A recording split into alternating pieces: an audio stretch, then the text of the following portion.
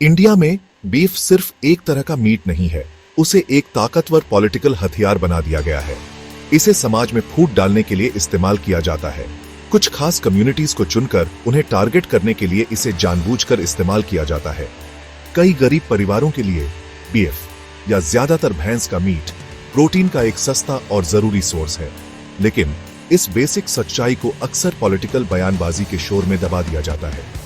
Bharatiya Janata party का BF politics को लेकर जो अप्रोच है, उसने डर का माहौल बना दिया है।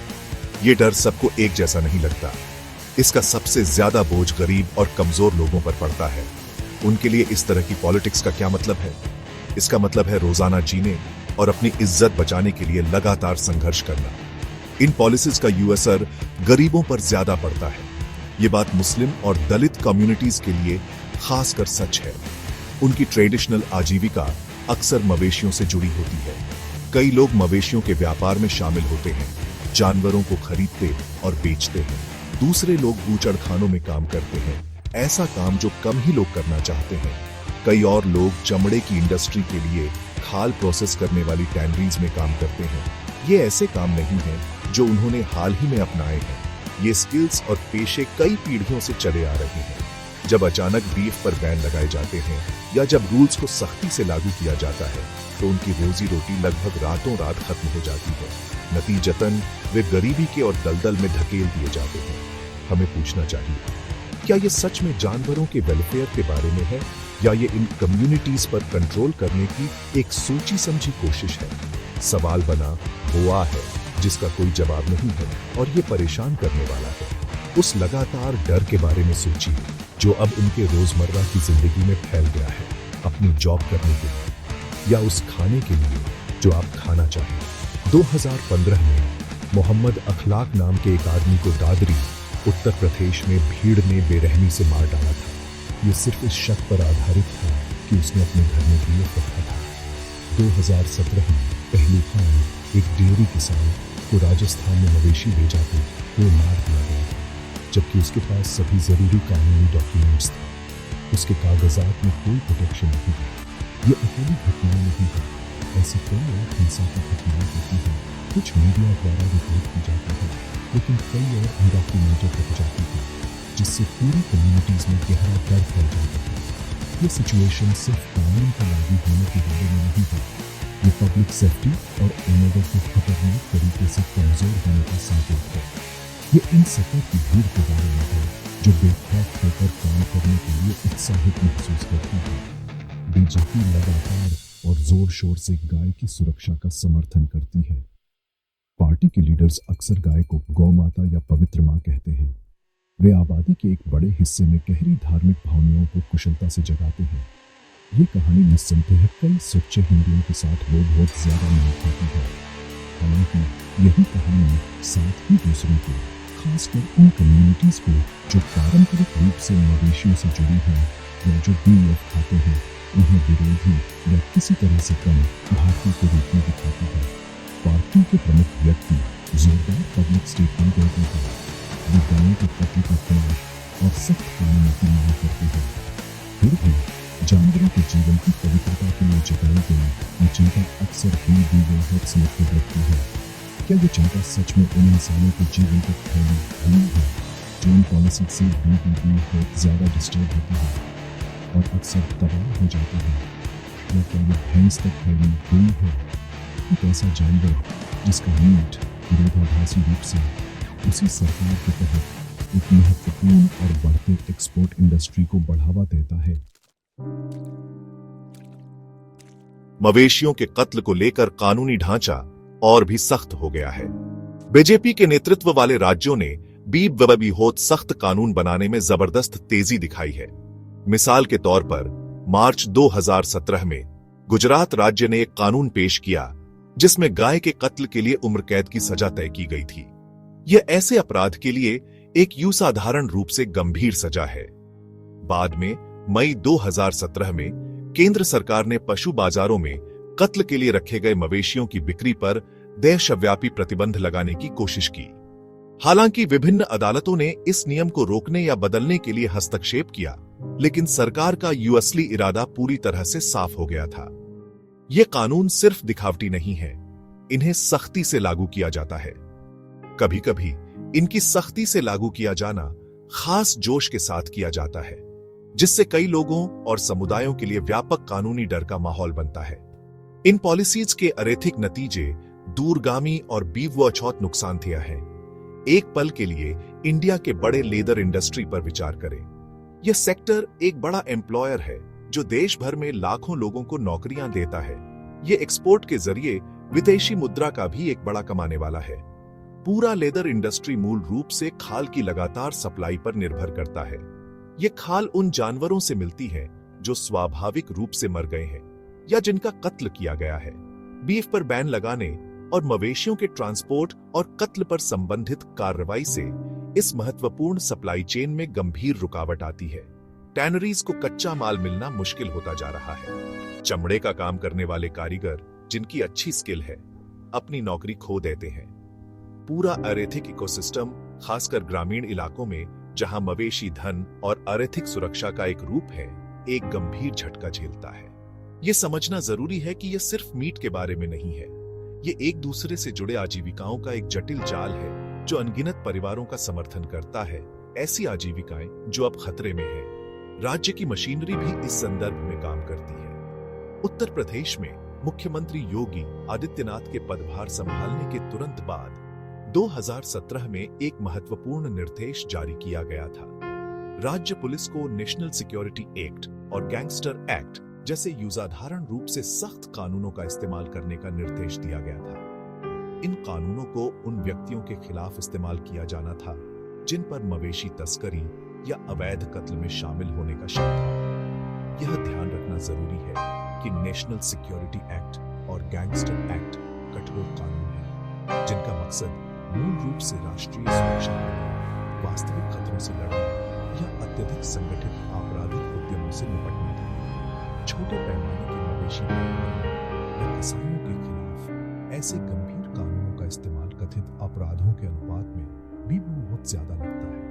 आलोचकों का तर्क है कि यह कुछ व्यक्तियों, खासकर अल्पसंख्यक समुदायों से संबंधित लोगों को डराने और उन्हें मिसाल बनाने की एक जानबूझकर की गई रणनीति है। तथाकथित मौसमी नैतिकता का एक लगातार और बढ़ता आरोप भी है। प्रमुख मुस्लिम नेताओं ने जून 2025 के आसपास इस चिंता को व्यक्त किया, जिसमें उन्होंने जो गंभीर पाखंड मानते हैं उसे उजागर किया। ईद उल अजहा जैसे धार्मिक त्योहारों के दौरान, जिसे आमतौर पर बकरीद के नाम से जाना जाता है, जानवरों की कुर्बानी को लेकर जांच और सतर्कता में उल्लेखनीय वृद्धि होती है।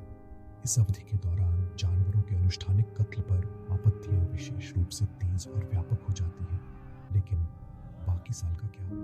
आधिकारिक आंकड़ों से पता चलता है कि इंडिया सालाना बड़ी संख्या में जानवरों का कत्ल करता है। अनुमानित 250 मिलियन बकरियां और भेड़ें और 3.5 अरब से ज्यादा मुर्गियां।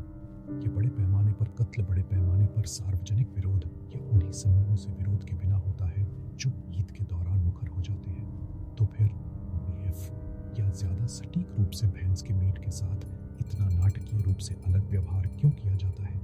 क्या चिंता वास्तव में सभी जानवरों के प्रति अहिंसा के एक सार्वभौमिक सिद्धांत में निहित है, या यह एक राजनीतिक रूप से सुविधाजनक मुद्दा है जिसे अन्य उद्देश्यों के लिए चुनिंदा रूप से बढ़ाया जाता है?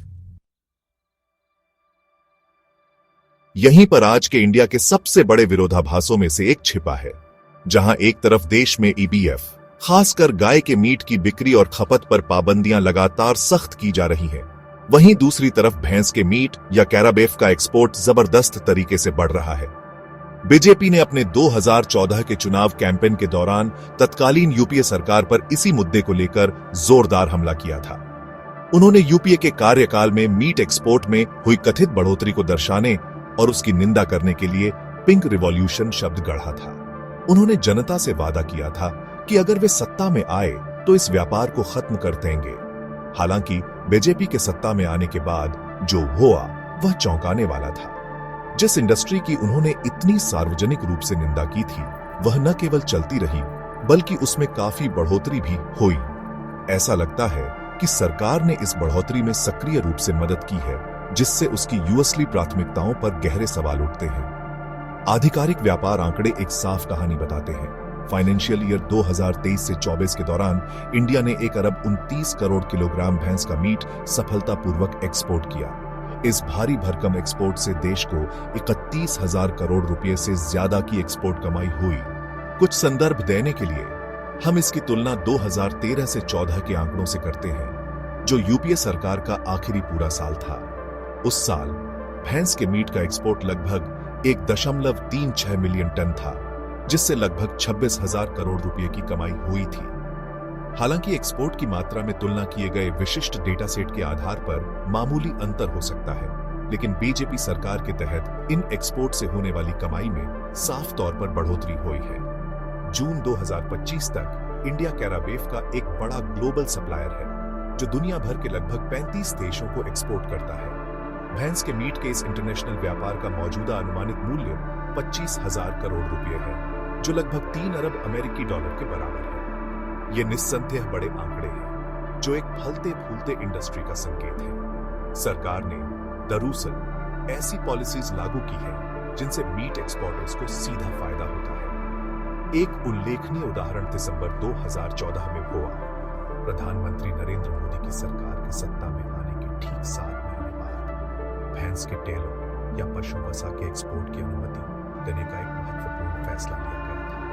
यह खास चीज पहले एक्सपोर्ट के लिए प्रतिबंधित सूची में थी। ऐसा पॉलिसी बदलाव और डिरेगुलेशन मीट एक्सपोर्ट इंडस्ट्री को काफी सपोर्ट देता। यह देखना भी काफी दिलचस्प है कि इंडिया में कुछ सबसे बड़े और सबसे आधुनिक भैंस के मीट प्रोसेसिंग यूनिट्स महाराष्ट्र जैसे राज्यों में स्थित है। महाराष्ट्र एक ऐसा राज्य है जहाँ भैंस के मीट से काफी राजनीतिक ताकत का इस्तेमाल है। दूसरे तौर पर गठबंधन के हिस्से के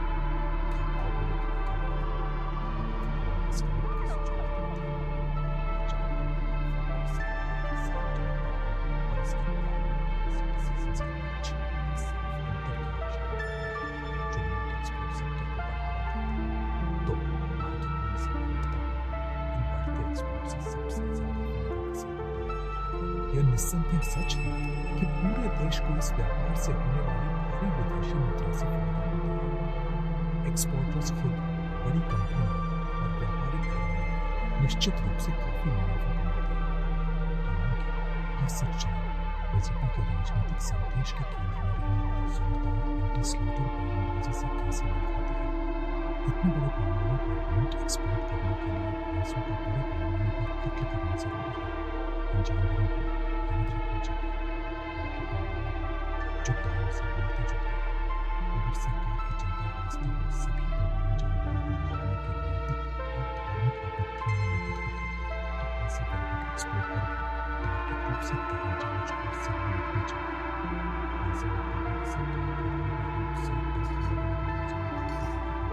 एक घरेलू राजनीतिक खपत के लिए सावधानी से तैयार की गई और दूसरी ज्यादा बढ़कर अंतर्राष्ट्रीय व्यापार और वाणिज्य की वास्तविकताओं के लिए।